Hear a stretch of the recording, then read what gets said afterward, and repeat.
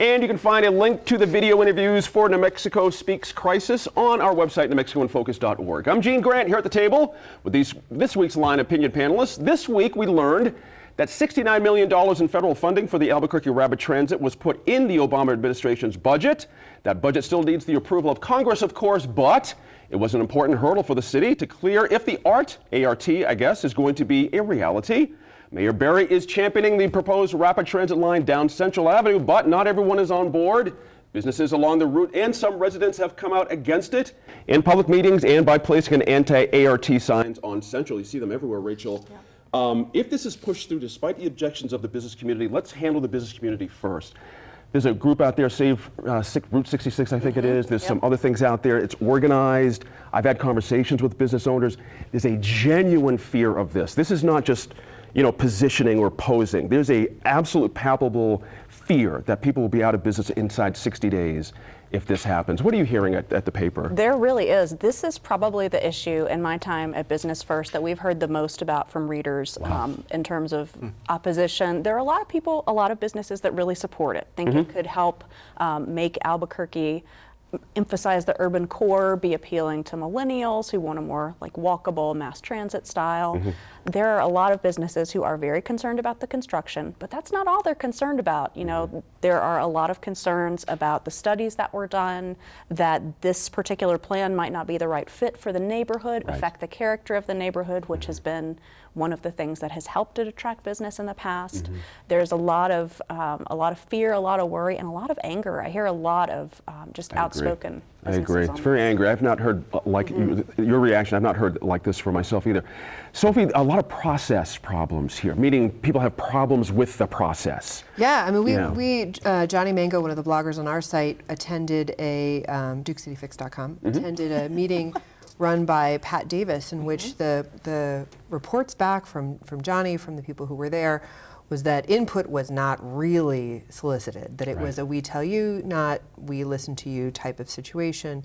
My sense is that took Councilor Davis by surprise, that was a reaction of the community. I think too, it's important to remember, the Nob Hill corridor has been one of the more vocal areas about this, and Nob Hill is just coming out of a really tough economic times. We saw all sorts of closures over the last 5 or 6 years, so many places going out of business in Nob Hill, and to be dealing with the economic issues that are still hanging over that neighborhood, and then to discover there's an additional potential problem. And we always see when construction goes in, and I will say, I'm a big believer in mass transit. I think Albuquerque really needs an improved mass transit program.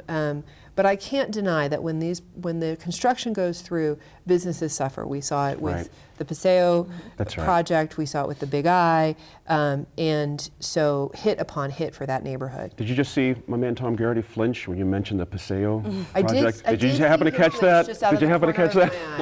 Homeboy has firsthand experience. Yes. Yeah, but just to the economic issues that Sophie talked about are not limited to Nob Hill. Certainly not. The issues have been statewide, and here's what I want to just kind of play off of that is that you have an area of town which that somebody wants to invest in right now. And so there's no other part of Albuquerque, no other part of the state will see that level of investment over the next 5 years. And there's gonna be some unintended consequences. But I'm really I'm surprised by this because it's really a tale of two. By the pushback? By the pushback, I definitely understand and I appreciate the challenge of the retail business that really relies upon the foot traffic to get in there. But it's really a tale of two centrals. On one part of Central, you have an area where everybody wants to be. And then you have the other part of Central where nobody wants to be. So travel in, travel out. And so it's like people are saying, oh, well, the ambiance of Central is going to be destroyed. Really? So, prostitutes and closed businesses and drug deals, that's the ambiance of Route 66. I don't think so. And I think that the people are being very microcosm, kind of approach, which is their right to do. But I think that's tremendously short-sighted. Should there be special funding just for certain businesses that are impacted? No. I mean, other parts of town that have construction, curb gutter sidewalk programs, they have huge impacts, just like these are going to have impacts. Were those other businesses compensated? Absolutely not. Fair point. Fair point there. When I think about, again, the pushback Rachel mentioned, Tom mentioned, the single lane thing is a big deal for a lot of people along certain parts of Central. Other parts, it's not that big of a deal. Certain other parts, the idea of just going to a single lane makes people go, wait a minute, because that's the vision of Albuquerque we have now.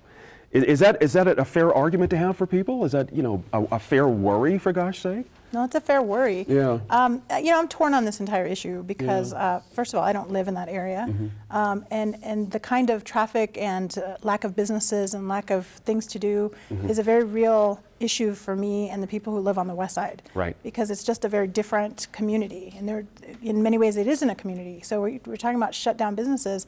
There's a nice restaurant type area that.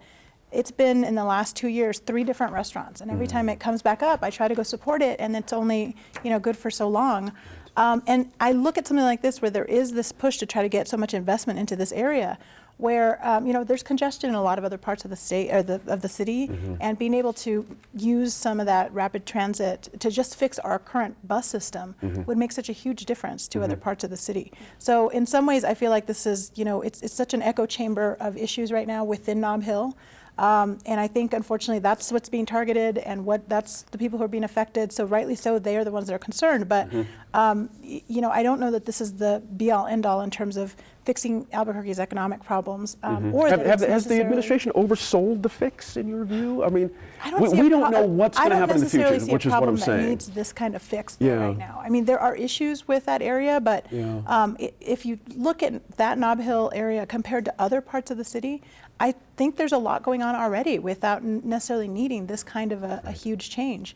Right. Now, one thing that I do see, though, is just from my perspective, there's this, sometimes people want to hang on to like the culture and the feel of an area, and they're really not thinking about, the future and what people who are going to be, spending money in the next 10 or 20 years are really going to be expecting out of an area. And I think a lot of millennials look to other cities and places that are more walkable and offer different amenities, and that's what they're drawn to. So I think in some ways our city leaders may be trying to replicate that here in Albuquerque, and you see a lot of folks that are business owners and have lived in that area for a long time that don't want to see that.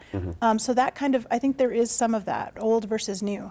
But I don't, again, I'm not sure that it reaches the level of sort of a crisis at all. I do think that the process is hugely important in anything that you do. That's right. And that probably has caused a significant part of these problems. I mean, to the fact that Pat Davis, there was even a recall effort. Isn't that something? Because of that is just, it's something. But Yeah.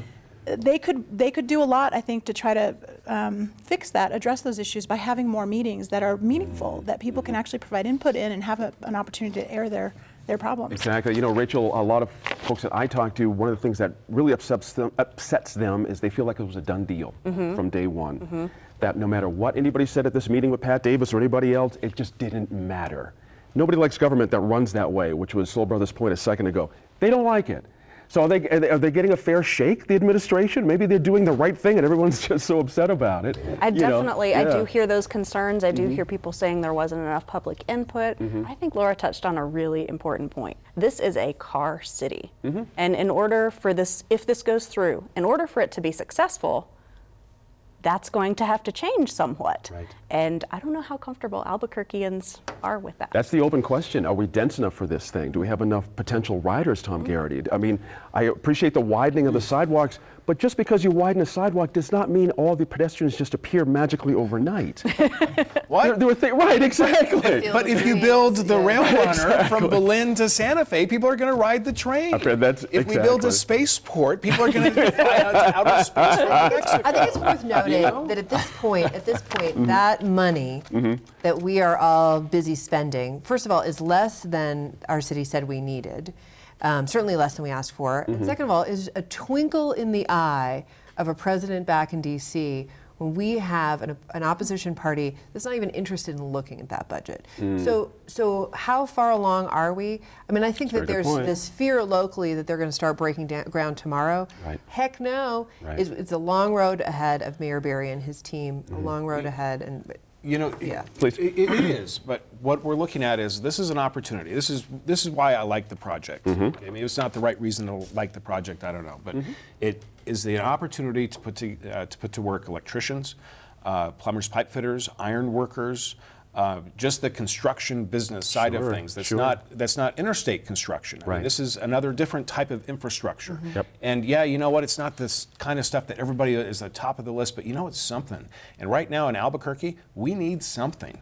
And that's why I think this project is good. Is it the best thing for long term? Who knows? But it's something. We'll leave that as the last note on that. Up next, a disability rights advocate tells us why she thinks high expectations and big steps were important for reaching her goals so far.